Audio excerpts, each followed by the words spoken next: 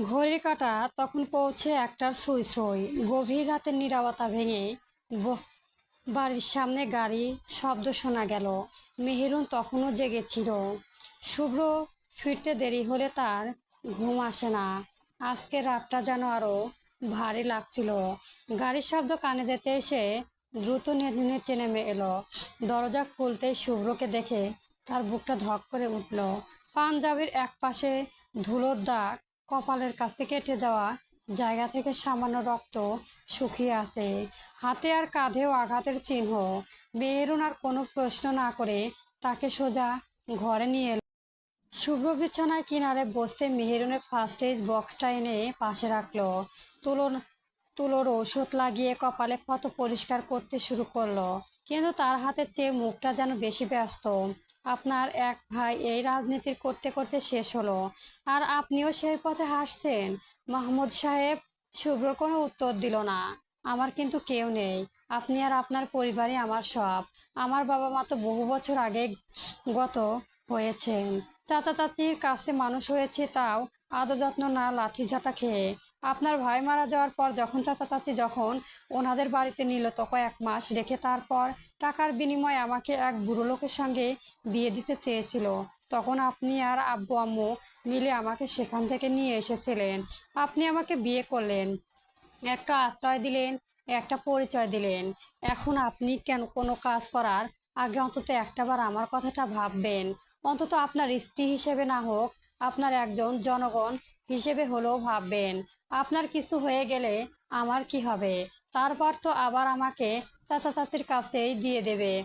তখন তারা আবার বাজারের আলু পটলের মতো দরদাম করে আমাকে অন্য কোনো কোথাও বিক্রি করে দেবে। শুভ্র চুপ করে শুনছিল। মেহেরুন এবার ব্যান্ডেজটা হাতে নিয়ে তার কপালে লাগিয়ে দিল। চোখের কোণে জমে থাকা পানি আর ধরে রাখতে পারল না। ব্যান্ডেজ করা হাতটা নামিয়ে সে মুখ ঘুরিয়ে নিল। এতক্ষণ যে মেয়েটার আগে একটানা কথা বলে যাচ্ছিল, মুহূর্তের মধ্যে তার চোখ বেয়ে অশ্রু গড়িয়ে পড়ল। শুভ্র কিছুক্ষণ নিশ্চুপ বসে রইল। তারপর খুব শান্ত স্বরে বলল, মেহেরুন। মেহেরুন কোনো উত্তর দিল না। চোখের পানি ওনার আঁচল দিয়ে মুছে নিল। শুভ্র আবার বলল, আমার দিকে তাকাও। ধীরে ধীরে তাকালো মেহেরুন। শুভ্র তার বৃদ্ধা আঙুলের সাহায্যে চোখের অশ্রুকণা মুছে দিয়ে বলল, তোমাকে আমি কারো কাছে ফেরত পাঠাবো না। এই কথাটা নিয়ে তোমাকে আর কখনো ভয় পেতে হবে না। মেহেরুন নিঃশব্দে তাকিয়ে রইল। আর রাজনীতি থেকে সরে দাঁড়ানো আমার পক্ষে সম্ভব না। আমার ভাই যে জায়গায় থেকে থেমে গেছে, সেখান থেকে আমাকে পথটা শেষ করতে হবে। তবে তার মানে এই নয় যে তোমার ভয়কে আমি আগ্রহ করব। আজকের ঘটনার পর নিরাপত্তা আরো বাড়ানো হবে। তোমাকে, মাহিকে কিংবা পরিবারের কাউকে নিয়ে কোনো ঝুঁকি আমি নেব না। আপনি শুধু কথা বলবেন না, এবার থেকে কাজেও দেখাবো। আপনার হাত নীল হয়ে ফুলে আছে। কাল এক্স রে করাবেন। হুকুম করছো আমাকে? সাহস দেখছি মন্দ না। এমপির বউ হিসেবে একটু সাহস দেখানো দোষের কিছুই নেই। আপনি বড্ড অবাধ্য, তাই সাহস দেখাতে হচ্ছে। বুক কাঁপছে না? না, আগে কাঁপতো, এখন আর কাঁপে না। যদি জিহ্বা টেনে বের করে এনে হাতে ধরিয়ে দেয়, তখন কি করবে? আপনি তা করবেন না, কারণ ওটাতে আপনার লস। আমার সাথে ঝগড়া করতে পারবেন না তো? ফ্রেশ হবে, সাহায্য সাহায্য করো। খিদে পাচ্ছে বড্ড। কি তথ্য? আমি কথাটা শুনে তুমি বড্ড ঝগড়ুটে, আপনার জন্যই। ওয়াশরুমে নিয়ে এসে পানি ভর্তি করে দিল মেহেরন। তারপর ঘর থেকে ফ্রেশের জামা কাপড় এনে দিয়ে বলো, চেঞ্জ করে নিন, দ্রুত আমি খাবার নিয়ে আসছি। আপনার মেহেরুন চলে গেলে নিচে খাবার আনতে। মেহেরুন নিচ থেকে খাবার গরম করে নিয়ে আবার শুভ্রের ঘরে ফিরে এলো। রাত অনেক হয়ে গেছে। বাড়ির অন্য সবাই ঘুমিয়ে পড়েছে। ঘরের মৃদু আলোয় শুভ্র তখন সোফায় বসেছিল, আহত হাতটা সাবধানে এক পাশে রাখা। মেহেরুন টেবিলটা একটু গুছিয়ে খাবারের প্লেট সামনে রাখলো। তারপর ভাত, গরুর মাংস আর ডাল অল্প অল্প করে প্লেটে তুলে নিল। শুভ্র ভ্রু কুঁচকে বলল, তুমি বসবে না? আগে আপনি খান। মেহেরুন খাবারটা ভালোভাবে মেখে এক লোকমা এগিয়ে দিতে শুভ্র আর আপত্তি করলো না। কয়েক লোকমা খাওয়ার পর হঠাৎ তার দৃষ্টি মেহেরুনের দিকেই গেল। তুমি খেয়েছো? মেহেরুন নির্বিঘ্নের মুখে উত্তর দিল, আপনি ছাড়া খায় কখনো দেখেছেন খেতে? শুভ্রর মুখটা সঙ্গে সঙ্গে গভীর হয়ে গেল। এ তোমার ভারী অন্যায়। নিজের যত্ন নেওয়া আবার সামনে নলা তুলে মুখে দাও। তারপর মেহেরুনের নলা তুলে মুখে দিয়ে বলল, আপনি আগে নিন। আপনি রোজ রোজ মাথা ফাটিয়ে হাত পাঠিয়ে আসেন কেন বলুন তো? শুভ্র কিছুক্ষণ চুপ করে রইল। তারপর ঠোঁটের কোণে হালকা হাসি ফুটিয়ে বলল, বইয়ের হাতে সেবা পেতে। কথাটা শুনে মেহেরুন কিছুক্ষণ নিশ্চুপ হয়ে তার দিকে তাকিয়ে রইল। তারপর মুখ ঘুরিয়ে খাবারের দিকে মন দিল। আপনি রাজনীতি ছাড়বেন? হঠাৎ এই কথা মেহেরুন আবার খাবার তুলে দিতে দিতেই বলল, সন্ধ্যায় আব্বু এই নিয়ে একটু বকাবকি করছেন। আপনার জন্য আমরা 3 মহিলা বকা খেয়েছি। তোমরা 3 জন, আমি, আম্মু আর মাহি। শুভ্র চুপ করে রইল। মেহেরুন এবার একটু নিচু স্বরেই বলল, আব্বু বলেছিল আপনার নিরাপত্তা নিয়ে তিনি খুব চিন্তায় আছেন। আজকাল পরিস্থিতিও ভালো না। আপনি কোথায় যাচ্ছেন, কখন ফিরছেন, কিছুই ঠিক থাকে না। শুভ্র ধীরে ধীরে নিঃশ্বাস ফেলল। আমি জানি আব্বু কেন রাগ করেছেন। তাহলে রাজনীতি ছেড়ে দেওয়া এত সহজ নয়। মেহেরুন মেহরুন তার দিকে তাকালো। শুভ্র কিছুক্ষণ নীরবতা থেকেই বলল, আমি যে জায়গায় দাঁড়িয়ে আছি সেটা শুধু আমার নিজের জন্য না, অনেক মানুষের দায়িত্ব আমার উপর। মেহেরুন আর কোনো উত্তর দিল না, শুধু চুপচাপ খাবারের এগিয়ে দিতে লাগলো। শুভ্র আর কথা বাড়ালো না। রাতের নীরব ঘরে শুধু থালা বাসনের ক্ষীণ শব্দ আর দুজনের চাপা কথার রেশটুকুও থেমে গেল। দুজনের খাবার শেষ হলো। খাবার শেষ হতেই সার্ভে এসে এটো প্লেটগুলো নিয়ে গেল। মেহেরুন গ্যাস্ট্রিকের মেডিসিন আর ব্যথার মেডিসিন দিল। শুভ্র চুপটি করে মেডিসিন দুটো খেয়ে নিল। মেহেরুন ঔষধের পাতাটা গুছিয়ে রাখতে যাচ্ছিল। এমন সময় শুভ্র শান্ত স্বরে বলল, আজ থেকে তুমি আমার সাথে থাকবে। ওমা, কেন? শুভ্র আহত হাতটা সামান্য তুলে দেখিয়ে একদম স্বাভাবিক ভঙ্গিতে বলল, আমাকে সামলাতে। দেখো না, হাত মাথা ফাটিয়ে এসেছি। মেহেরুন অবাক চোখে তার দিকে তাকিয়ে রইল। তারপর ধীরে ধীরে বলল, আপনি কি আমাকে আপনার নার্স বানিয়ে ফেলেছেন? শুভ্রের ঠোঁটের কোণে মৃদু হাসি ফুটিয়ে উঠল। অতঃপর বলল, নার্স না, তাহলে আমার বউ। মেহেরুনের আর কথা খুঁজে পেল না, শুধু মুখটা অন্যদিকে ফিরিয়ে নিল। শুভ্রের কথার সরল ভঙ্গিটাই যেন তাকে সবচেয়ে বেশি অপ্রস্তুত করে দিল। রাত প্রায় 3টে। পুরো বাড়িতে নিস্তব্ধতা, অথচ শুভ্রের ঘরটা যেন নিস্তব্ধতায় জমাট বেঁধে আছে। তীব্র জ্বরে শুভ্রের শরীর পুড়ে যাচ্ছে। কপালে হাত রাখলে বোঝা যায় তাপমাত্রা স্বাভাবিকের চেয়েও অনেক বেশি। হাতের আঘাত আর মাথায় পুরনো ব্যথার সঙ্গে জ্বরও যোগ হয়েছে। মেহেরুন আর দেরি করেনি। দ্রুত পরিবারের চিকিৎসায় মিস্টার জাফর ইকবালকে খবর দিতে বাড়িতে নিয়ে এসেছে। তিনি এখন শুভ্রের পাশে বসে মনোযোগ দিয়ে পরীক্ষা করছেন। রক্তচাপ, তাপমাত্রা একটার পর একটা দেখে প্রয়োজনীয় প্রশ্ন করছেন। ঘরের একপাশে দাঁড়িয়ে আছে মাহি, তার মুখে স্পষ্ট উৎকণ্ঠা।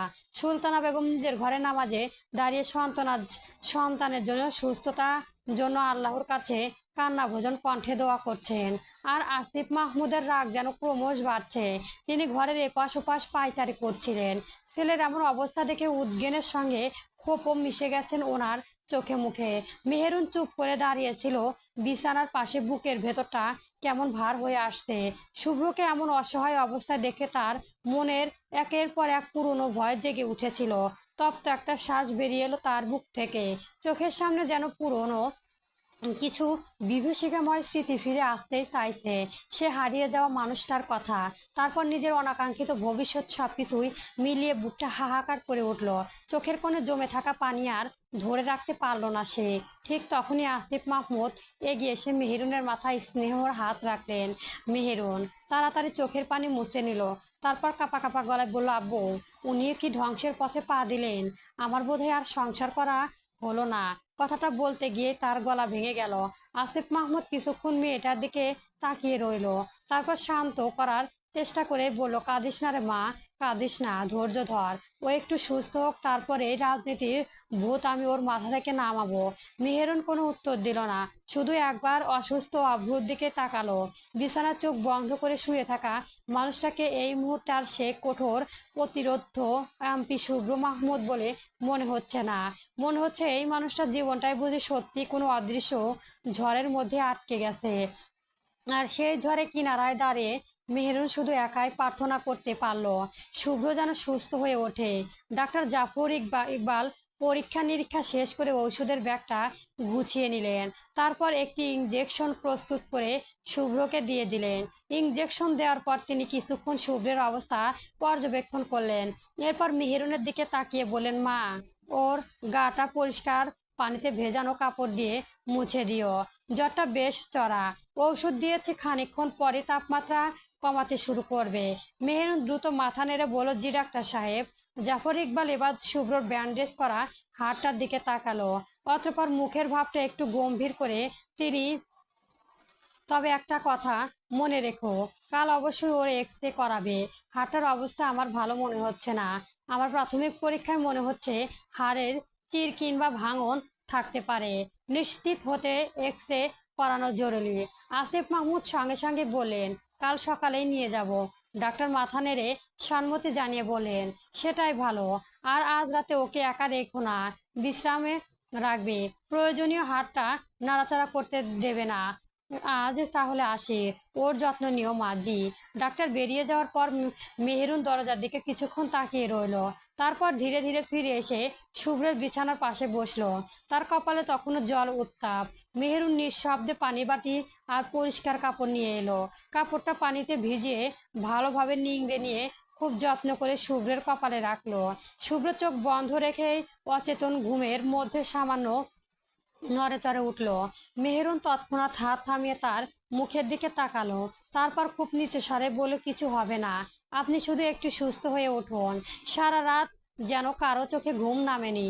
শুভ্রের জ্বর কখনো একটু কমেছে, আবার কিছুক্ষণ পরে শরীরের তাপমাত্রা বেড়ে গেছে। মেহেরুন এক মুহূর্তের জন্য তার পাশ থেকে সরে যায়নি। রাতের শেষ প্রহরে যখন আকাশের অন্ধকার ধীরে ধীরে ফিকে হয়ে আসছিল, তখন দূরে মসজিদ থেকে ভেসে এলো ফজরের আজান। আজানের সুরে বাড়ির নীরবতা আরো গভীর হয়ে উঠল। সুলতানা বেগম অস্ত্রসিক্ত চোখে জায়নামাজে দাঁড়ালো। আসিফ মাহমুদ অজু করে নামাজে দাঁড়ালেন। মাহিমও নিজের ঘরে গিয়ে নামাজ আদায় করলো। মেহেরুনও উজু করে নামাজ শেষ করলো। নামাজ শেষে দুহাত তুলে অনেকক্ষণ চুপ করে বসে রইল সে। তার প্রার্থনায় কোনো দীর্ঘ কথা ছিল না, শুধু একটাই, চওড়া শুভ্র যেন দ্রুত সুস্থ হয়ে ওঠে। নামাজ শেষ করে মেহেরুন রান্নাঘরে গেল।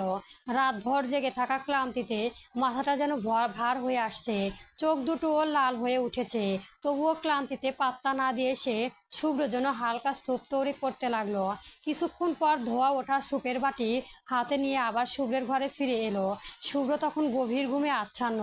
জ্বর কিছুটা কমেছে বলে মুখের অস্থিরতাও আগের তুলনায় কমে মনে হচ্ছে। মেহেরুন বিছানার পাশে বসে বাটি হাতে নিল।